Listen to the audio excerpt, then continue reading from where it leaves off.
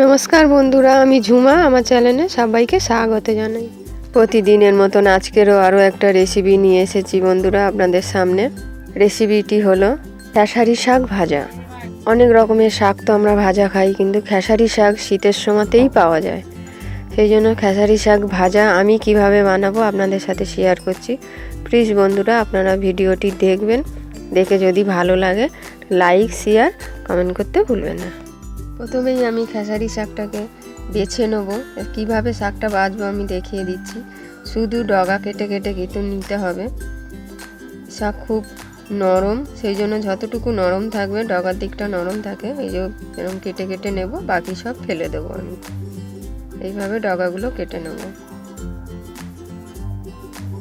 আপনারাও এইভাবে বেছে কেটে নেবেন। এইভাবে আমি কেটে নিয়েছি শাকগুলো, বেছে নিয়েছি, ধুয়েও নিয়েছি ভালো করে। ধোয়ার পর আমি কাটবো। আপনারা বঁটি দিয়েও কাটতে পারেন, আমি ছুরি দিয়ে কাটছি। যতটা ছোট ছোট করে কাটবেন তত ভালো টেস্ট হবে। আমি এইটুকু কেটেছি, যেরকম পেরেছি ছোট সেরকমই কেটেছি। আমি গ্যাস অন করে কড়াই বসিয়েছি। কড়াতে পরিমাণ মতন তেল দেব। তেলটা গরম হওয়ার পরে আমি কিছু বড়ি নিয়েছি, বড়িটাকে ভেজে নেব লাল করে।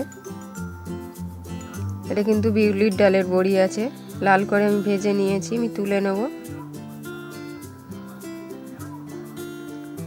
কড়াতে যা তেল ছিল আরও আমি 1 চামচের মতন তেল দিয়েছি। এখানে 2টো শুকনো লঙ্কা টুকরো করে দিয়েছি, 1 চামচ কালো জিরে।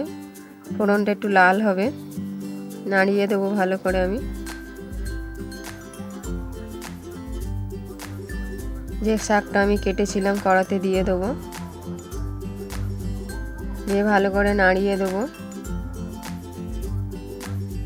আমি অল্প একটু হলুদ দিয়েছি, অল্প নুন দিয়েছি।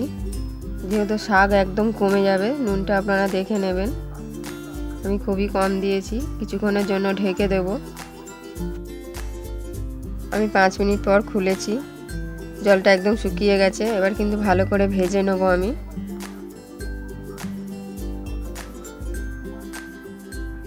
গ্যাসটা এখানে মিডিয়াম আছে। ভালো করে নাড়াচাড়াগুলো, শাকগুলো আমি নাড়িয়ে জলটা যাতে শুকিয়ে যায় সেইভাবে ভেজে নেব। খুন্তি দিয়ে একটু চেপে চেপে দেবো।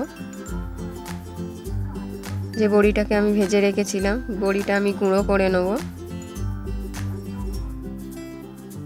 গুঁড়ো করে নিয়েছি বড়িটা আমি। অল্প একটু আদা আমি গিটারে ঘষে নেব। আদাটা ঘষে নিয়েছি, আমি আদাটা দিয়ে দেব। দিয়ে ভালো করে মিক্সড করে দেবো আদাটা।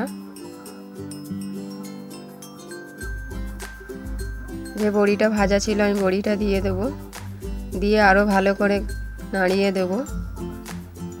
আপনারা চাইলে এখানে নারকেল কুড়াও দিতে পারেন। আমার এই মুহূর্তে নারকেলটা ছিল না বলে আপনাদের সাথে শেয়ার করতে পারলাম না। আমি অল্প চিনি দিয়েছি, চিনি দিয়ে ভালো করে নাড়াচাড়া করে নেব। 2-4টে কাঁচা লঙ্কা চেলা করে দিয়েছি।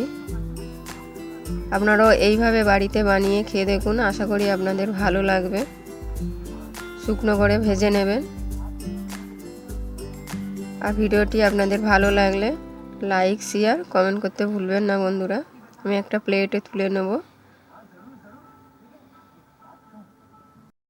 দেখা হচ্ছে বন্ধুরা অন্য কোনো রেসিপি নিয়ে।